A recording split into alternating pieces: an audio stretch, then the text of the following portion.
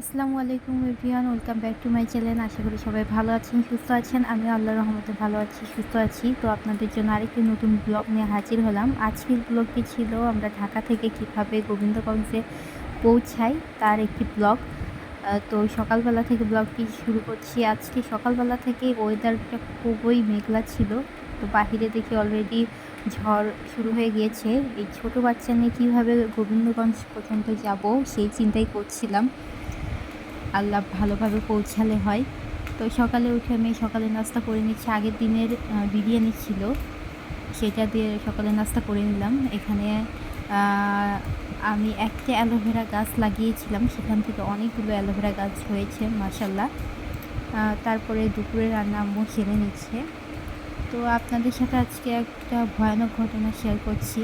তো এর আগে অনেকবারই আমি আম্মু দুইজনে একা একা ট্রাভেল করেছি, ঢাকা টু গোবিন্দগঞ্জ, গোবিন্দগঞ্জ টু ঢাকা। তো এরকম অবস্থায় আগে কখনো পড়িনি। আমরা আমাদের বাস ছিল মূলত রাত 12টায়।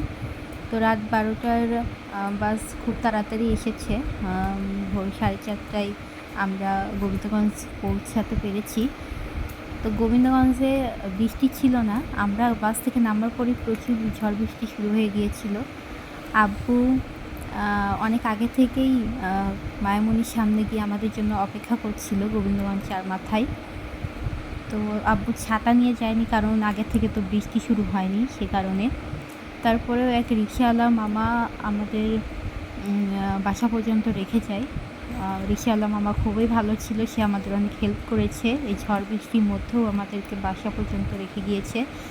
তো আমাদের বাসায় একটি গলির মাঝে হওয়ার কারণে রিকশা গলির মাথায় রেখে কিছুটা পথ হেঁটে বাসায় ঢুকতে হয়।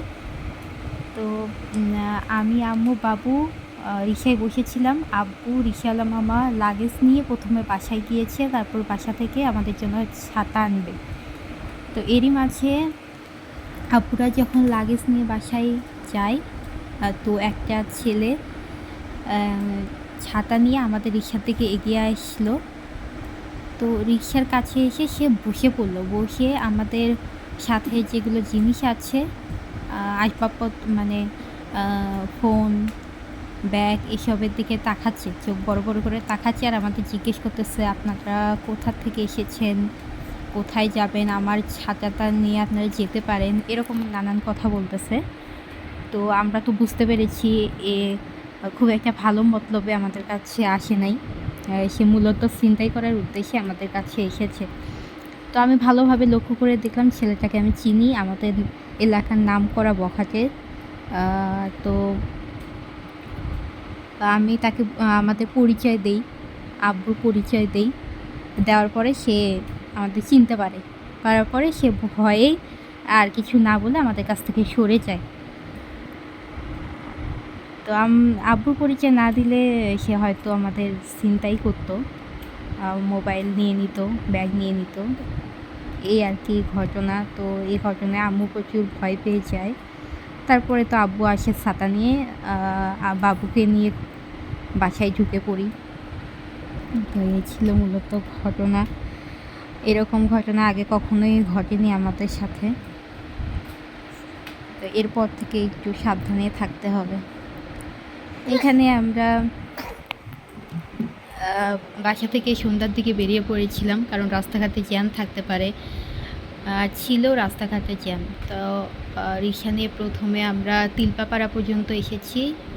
উবার কল করা হয়েছিল, তবে বাসা পর্যন্ত উবার যায়নি, তাই আমাদের কষ্ট করে তিলপাপাড়া পর্যন্তই আসতে হয়েছে। তিলপাপাড়া একটা ফেমাস জায়গা। তারপর আমার শ্বশুর আব্বা আর ইকরার বাবা দুজনে আমাদের বাসে উঠাতে এসেছিল। এরপর বাসায় এসে সকালে নাস্তা করে নিলাম রুটি আর কলাতে। তারপর আমরা রান্না বান্না করে নিল। এখানে কুরবানির মশলা করে নিয়েছি, সব কাজ করতেছে। আর এখানে একটা ভাই আমাদের বিয়ের দাওয়াত করে গেল। তো এই ছিল আজকের ব্লগ। আল্লাহ হাফেজ।